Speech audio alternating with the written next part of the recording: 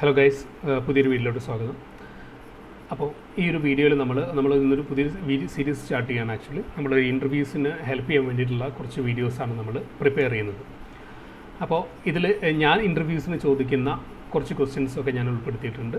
അപ്പോൾ അതിലെ ഞാൻ വരുന്ന കാൻഡിഡേറ്റ്സിനോട് ചോദിക്കുന്ന Node.js ഇൻ്റർവ്യൂസിൻ്റെയും ജാവാസ്ക്രിപ്റ്റ് ഇൻ്റർവ്യൂസിലും ഞാൻ ചോദിക്കുന്ന ഏറ്റവും ബേസിക് ആയിട്ടുള്ള ഒരു ക്വസ്റ്റ്യനാണ് ഇപ്പോൾ കാണിച്ചിട്ടുള്ളത്. അതിനെക്കുറിച്ചാണ് നമ്മളിവിടെ എക്സ്പ്ലെയിൻ ചെയ്യാൻ പോകുന്നത്.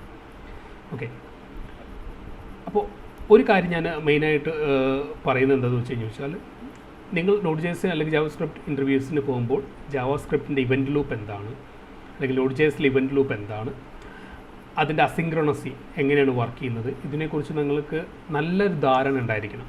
തിയററ്റിക്കൽ നോളജ് മാത്രം പോരാ, പ്രാക്ടിക്കൽ നോളജ് കൂടി നിങ്ങൾക്ക് എന്തായാലും വേണം. അത് ഭയങ്കര ഇമ്പോർട്ടൻ്റ് ആണ്.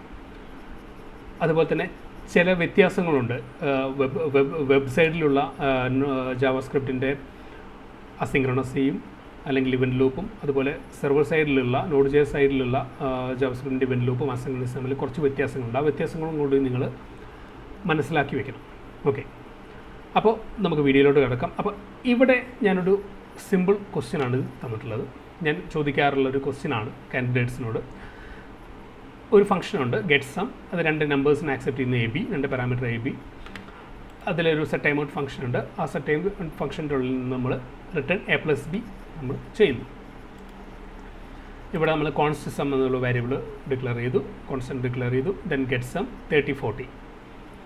അപ്പോൾ ഈ ഒരു സം ഞാനിവിടെ കൺസോൾ ചെയ്യുമ്പോൾ എന്തായിരിക്കും ആൻസർ എന്നാണ് ഞാൻ അവരോട് ചോദിക്കാറ്. അതാണ് എൻ്റെ ഇൻ്റർവ്യൂത്തെ ഫസ്റ്റ് ക്വസ്റ്റ്യൻ. ഇത് 2 പാർട്ടായിട്ടുള്ളൊരു ക്വസ്റ്റ്യനാണിത്. First question. അപ്പോൾ നിങ്ങൾക്കും തിങ്ക് ചെയ്യാം, നിങ്ങൾ വീഡിയോ കണ്ടുകൊണ്ടിരിക്കുമ്പോൾ നിങ്ങൾക്കും ആലോചിക്കാം എന്തായിരിക്കും അതിന് ഉത്തരം എന്നുള്ളത്.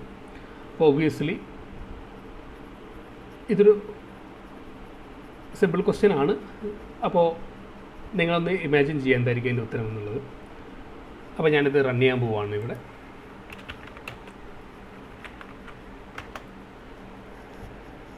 ഓക്കെ, അപ്പോൾ നമുക്കിവിടെ കിട്ടിയിട്ടുള്ളത് എന്താണ്?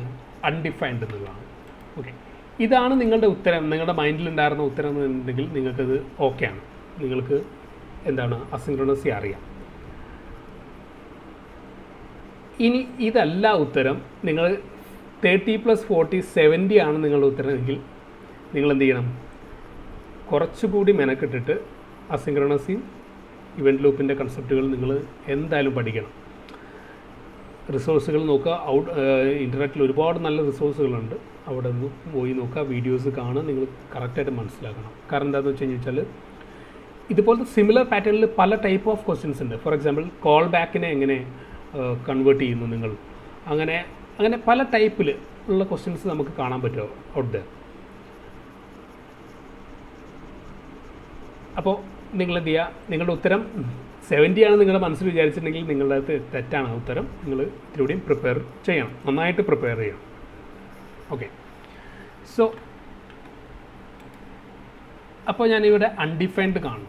ഓക്കെ, അപ്പോൾ ഞാൻ അൺഡിഫൈൻഡ് കിട്ടിക്കഴിഞ്ഞു. അൺഡിഫൈൻഡ് എൻ്റെ അടുത്ത് പറഞ്ഞ ആളോട് എന്ത് ചോദിക്കും? ഞാൻ നെക്സ്റ്റ് ക്വസ്റ്റ്യൻ ഞാൻ ചോദിക്കും. 30+40 70 പറഞ്ഞ ആളുകളോട് പിന്നെ ഞാൻ ക്വസ്റ്റ്യൻ ചോദിക്കുന്നില്ല. പക്ഷേ അൺഡിഫൈൻഡ് ആണ് നിങ്ങളുടെ ആൻസർ എന്നതിൽ നിങ്ങളോട് ഞാൻ അടുത്ത ക്വസ്റ്റ്യൻ ചോദിക്കുകയാണ്. എന്തുകൊണ്ട് അൺഡിഫൈൻഡ്? എനിക്ക് അൺഡിഫൈൻഡ് വേണ്ട. എനിക്ക് സമ്മിൽ അല്ലെങ്കിൽ എനിക്ക് ഈ ഗെറ്റ് സം വിളിക്കുമ്പോൾ എനിക്ക് പ്രോപ്പറായിട്ടുള്ള ആൻസർ കിട്ടണം. അതിനുവേണ്ടി എന്ത് മോഡിഫിക്കേഷൻ വേണമെങ്കിലും നിങ്ങൾക്ക് ഈ കോഡ് ബ്ലോക്കിൽ ചെയ്യാം, ഈ എൻ്റർ കോഡ് ബ്ലോക്കിൽ ചെയ്യാം. പക്ഷേ എനിക്ക് എന്താണ് ഉത്തരമാണ്, കറക്റ്റായിട്ടുള്ള ഉത്തരമാണ് എനിക്ക് വേണ്ടത്.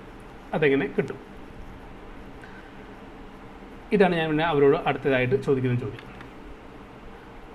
അപ്പോൾ ചിലപ്പോൾ അൺഡിഫൈൻഡ് പറഞ്ഞ ആളുകൾ കൂടി ഇത് കൺവേർട്ട് ചെയ്യുക, ഈ ഒരു ചോദ്യത്തിന് ഉത്തരം കിട്ടാറില്ല. ആക്ച്വലി അവർ കോഡ് കംപ്ലീറ്റ് ആവാറില്ല. ആ ഒരു കേസിലടക്കം എന്താണ്, നിങ്ങൾക്ക് അസിങ്ക്രണസിനെ കുറിച്ച് കൂടുതൽ അറിയില്ല എന്ന് തന്നെയാണ് അതിൻ്റെ ഔട്ട്പുട്ട് ഞങ്ങൾ മനസ്സിലാക്കുന്നത്. അപ്പോൾ നിങ്ങൾ കൂടുതലായിട്ട് അതിനെക്കുറിച്ച് പഠിക്കണം. ഓക്കെ, അപ്പോൾ നമുക്ക് 2 മെത്തേഡിൽ ഇതിലെങ്ങനെ നമുക്ക് ഈ ഉത്തരത്തിനെ ഹാൻഡിൽ ചെയ്യാൻ പറ്റുമെന്ന് നമുക്ക് നോക്കാം. ഒരെണ്ണം ഞാൻ കാണിക്കുന്നത് പ്രോമിസ് വെച്ചിട്ടാണ്. അനദർ വൺ ഞാനിത് യൂസ് ചെയ്യുന്നത് കോൾ ബാക്സ് വെച്ചിട്ടാണ്. ഓക്കെ, ഈ കോൾ ബാക്സ് ഇച്ചിരി പഴയതാണ്. അതുപോലെ തന്നെ നമുക്ക് ഇവൻ്റ് എമിറ്റേഴ്സ് വെച്ചിട്ടും ഇതിന് നമുക്ക് ചെയ്യാൻ കഴിയും. അത് ഇതിലൂടെ സിമ്പിളാണ്. അത് നിങ്ങൾക്ക് തനിയെ ചെയ്ത് നോക്കാവുന്നതാണ്.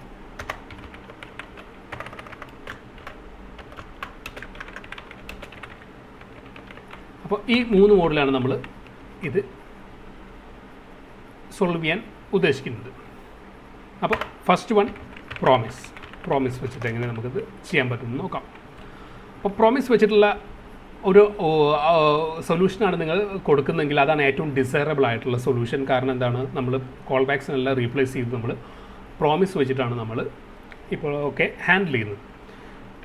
സോ പ്രോമിസ് വെച്ചിട്ട് നമുക്കിത് എങ്ങനെ കൺവേർട്ട് ചെയ്യാമെന്ന് നോക്കാം. അപ്പോൾ ഇവിടെ ഞാൻ ഈ ഫംഗ്ഷനെ ഞാൻ ജസ്റ്റ് ഒന്ന് പേര് മോഡിഫൈ ചെയ്യാണ്. Get sum with promise. Okay, then AB 2 parameter accept ചെയ്യുന്നു.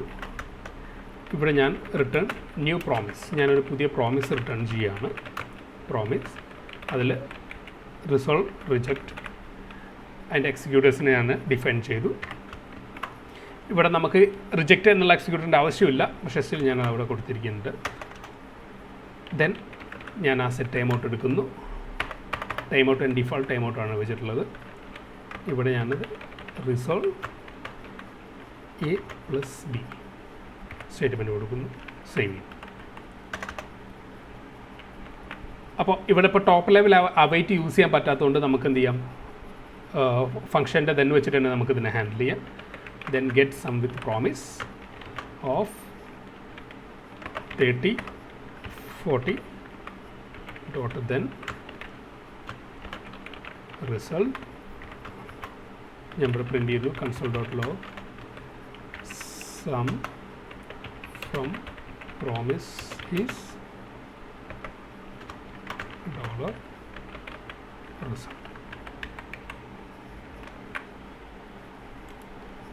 ഞാനിതിനെ റൺ ചെയ്യാണ് അഗെയിൻ. അപ്പോൾ നമുക്ക് കാണാം ഇവിടെ സം എന്ന് പറഞ്ഞിട്ട് നമ്മൾ അൺഡിഫൈൻഡ് വന്നിട്ടുണ്ട്. ഫ്രം നമ്മുടെ പ്രോമിസിൽ നിന്ന് എന്താണ്, സം ഫ്രം പ്രോമിസ് ഈസ് 70. അപ്പോൾ നമുക്ക് കറക്റ്റായിട്ടുള്ള ഉത്തരം കിട്ടിയിട്ടുണ്ട്. അപ്പോൾ എന്തുകൊണ്ട് സം ആദ്യം വന്നു എന്ന് വെച്ച് കഴിഞ്ഞാൽ വേറെ ഒന്നുമല്ല, നിങ്ങൾക്ക് ഇവിടെ നമ്മൾ ഫസ്റ്റ് ഗെറ്റ് സം വിളിക്കുന്നു, ഇവിടെ ഗെറ്റ് സം വിത്ത് പ്രോമിസ് വിളിക്കുന്നു. അപ്പോൾ ഗെറ്റ് സം വിത്ത് പ്രോമിസ് വിളിക്കുമ്പോൾ എന്താണ്, അതൊരു പ്രോമിസാണ് റിട്ടേൺ ചെയ്യുന്നത്. അതായത് എപ്പോഴാണ് റിസോൾവ് ആവുന്നത്, ഈ ടൈം ഔട്ട് എക്സിക്യൂട്ട് ആകുമ്പോഴാണത്, ടൈം ഔട്ടിൻ്റെ കോൾ ബാക്ക് എക്സിക്യൂട്ട് ആകുമ്പോഴാണത് എന്ത് ചെയ്യുന്നത്, റിസോൾവ് ആവുന്നത്. അതൊരു ഫ്യൂച്ചറിലാണ് ആക്ച്വലി. കാരണം അതെന്താണ്, അസിങ്ക്രണസ് ആണ്. സെറ്റ് ടൈം ഔട്ട് ഒരു അസിങ്ക്രണസ് ആണ്, അതൊരു ടൈം ബേസ്ഡ് ആയിട്ടുള്ളൊരു ഫംഗ്ഷനാണ്. അതുപോലെ തന്നെ അപ്പോൾ നമ്മൾ ദെൻ വിളിക്കുമ്പോൾ നമുക്കത് ഈ ദെൻ എക്സിക്യൂട്ട് ആവുന്നത് എപ്പോഴാണ്, ലേറ്റർ പോയിൻ്റ് ഓഫ് ടൈമിലാണ്. അപ്പോൾ ഈ പ്രോമിസിൻ്റെ കാര്യം എന്താണെന്ന് വെച്ച് കഴിഞ്ഞാൽ പ്രോമിസിൻ്റെ ഉള്ളിലത്തെ ബോഡി സിങ്ക്രണസ് ആയിട്ടാണ് എക്സിക്യൂട്ട് ആവുക, ബട്ട് അത് റിസോൾവ് ആവുന്നതോ റിജക്റ്റ് ആവുന്നതും അസിങ്ക്രണസ് ആയിട്ടായിരിക്കും. ഓക്കെ, അപ്പോൾ നമ്മളിവിടെ ഇത് നമ്മൾ എന്താണ്, ലേറ്റർ പോയിൻ്റ് ഓഫ് ടൈമിലാണ് ഇതിൻ്റെ എക്സിക്യൂഷൻ നടക്കുന്നത്. ഇവിടെ നമ്മൾ ഗെറ്റ് സം വിളിച്ചു, ഇവിടെ സം നമുക്ക് എന്താണ് അൺഡിഫൈൻഡ് ആണ് റിട്ടേൺ ചെയ്യുന്നത്. കാരണം എന്താണ്, ഇതൊരു അസിങ്ക്രണസ് ഫംഗ്ഷനാണ്,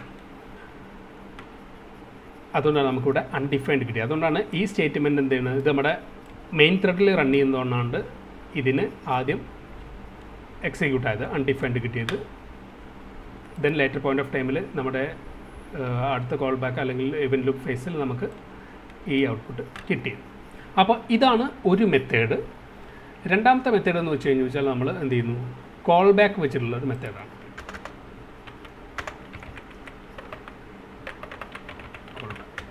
കോൾ ബാക്ക് എല്ലാവർക്കും അറിയാം, സിമിലർ പ്രോസസ്സാണ്. നമ്മൾ എന്ത് ചെയ്യുന്നു, ഈ ഫംഗ്ഷനെ ജസ്റ്റ് കോപ്പി പേസ്റ്റ് ചെയ്യുന്നു, ഗെറ്റ് സം വിത്ത് CB. ഇവിടെ ഞാനൊരു കോൾ ബാക്ക് ഫംഗ്ഷൻ എക്സ്പെക്റ്റ് ചെയ്യുന്നു, CB. ദെൻ റിട്ടേണിന് പകരം ഞാൻ എന്ത് ചെയ്യുന്നു, ആ ഫംഗ്ഷനിലോട്ട് ഇതിൻ്റെ സമ്മ് റിട്ടേൺ ചെയ്യും. ഓക്കെ, ദെൻ ഗെറ്റ് സം വിത്ത് കോൾ ബാക്കിൽ ഞാൻ എന്ത് ചെയ്യുന്നു, 30 40 ഒരു കോൾ ബാക്ക് ഫംഗ്ഷൻ പാസ് ചെയ്യുന്നു, വിച്ച് എന്ത് ചെയ്യുന്നു, console.log from CB result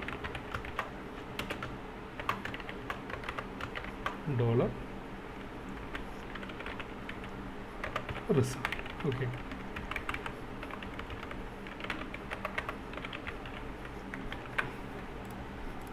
ഞാൻ റൺ ചെയ്യാണിത്. അപ്പോൾ നോക്കാം, നമുക്ക് കോൾ ബാക്ക്സ് റിസൾട്ടിൽ നിന്ന് 70 നമുക്ക് ആൻസർ കിട്ടിയിട്ടുണ്ട്.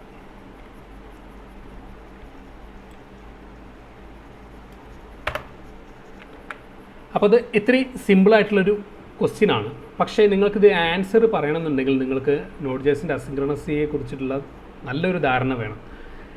വളരെ സിമ്പിളായിട്ടുള്ള ക്വസ്റ്റ്യനാണ്, പക്ഷേ ഭയങ്കര പവർഫുള്ളാണ്. വേറൊന്നുമല്ല, കാരണം നിങ്ങൾക്ക് ഇവൻറ്റ് ലൂപ്പ് അറിയാമോ, അസിൻക്രണസി എങ്ങനെയാണ് Node.jsൽ വർക്ക് ചെയ്യുന്നത് അല്ലെങ്കിൽ ജാവാസ്ക്രിപ്റ്റിൽ അറിയാമോ എന്നുള്ളത് ഒറ്റ ക്വസ്റ്റ്യൻ കൊണ്ട് തന്നെ നിങ്ങൾക്ക് മനസ്സിലാകും.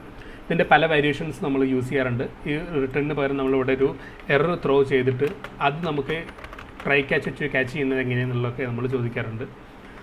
ഇതിൻ്റെ ഒരു ആൾട്ടർനേറ്റീവ് വേറെ ക്വസ്റ്റ്യൻ ആണ്, അല്ലെങ്കിൽ നിങ്ങൾ റെഗുലർ ഡേ ടു ഡേ ലൈഫിൽ മേ ബി ചെയ്യുന്നതായിരിക്കും കോൾ ബാക്കിന് എങ്ങനെ പ്രോമിസിഫൈ ചെയ്യുന്നു എന്നുള്ളത്. അപ്പോൾ ഇത്രയാണ് നമ്മൾ ഇതിലൂടെ പറയുന്നത്. വീഡിയോ ഇഷ്ടമായെങ്കിൽ നിങ്ങൾ സബ്സ്ക്രൈബ് ചെയ്യാം. Thank you.